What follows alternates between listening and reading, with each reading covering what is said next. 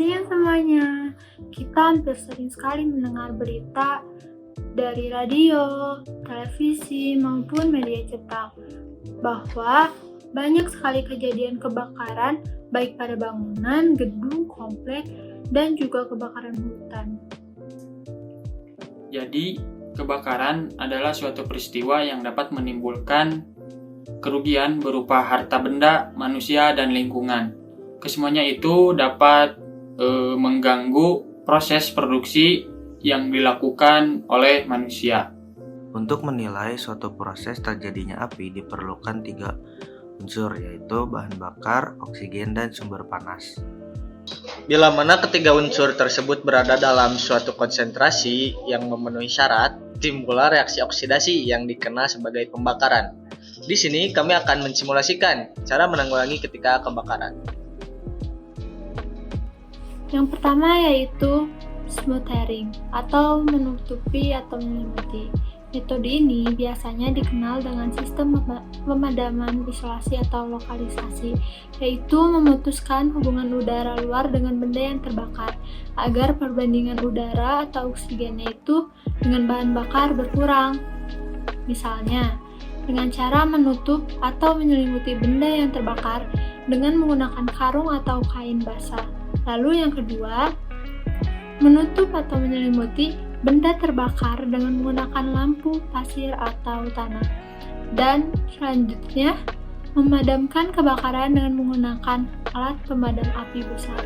Sekaligus pula dalam hal ini, melokalisir atau membatasi area kebakaran agar api tidak membesar atau meluas ke tempat yang lainnya.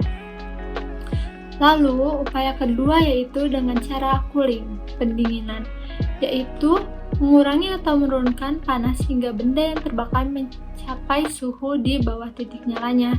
Misalnya dengan cara disiram atau disemprot dengan air karena air mempunyai daya menyerap panas yang baik. Lalu yang kedua, ditimbun dengan pepohonan yang mengandung air. Dan yang ketiga yaitu dipadamkan dengan alat pemadam api atau CO2. Yang ketiga ada starvation, yaitu mengurangi atau mengambil jumlah bahan-bahan yang terbakar atau menutup aliran bahan atau cairan atau gas yang terbakar. Misalnya, memisahkan benda-benda yang terbakar, lalu ada menjauhkan benda-benda yang belum terbakar, lalu ada menutup keran pada instalasi aliran minyak atau gas yang terbakar. Yang keempat ada inhibition of chemical chain reaction atau mencegah reaksi rantai kimia. Dilaksanakan dengan menggunakan alat pemadam, di mana pada saat pemadaman berlangsung, partikel-partikel media pemadaman api yang dipakai dapat menyerap atau mengikat radikal hidroksil dari api secara kimiawi ataupun secara mekanik. Misalnya, media pemadaman jenis bubuk kimia kering atau bisa disebut juga dry chemical powder yang berbahan baku KHCO3 atau potasium bikarbonat dan NH4H2PO4 atau monoamonium fosfat. Lalu ada media pemadaman jenis balon atau cairan yang mudah menguap.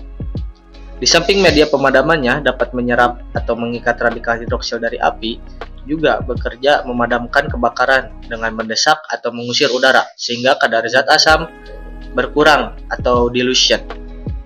Yang kelima, ada emulsification, misalnya memadamkan kebakaran plastik dengan cara memadamkan menggunakan air. Yang terakhir, ada pelarutan, misalnya memadamkan kebakaran alkohol dengan menggunakan air.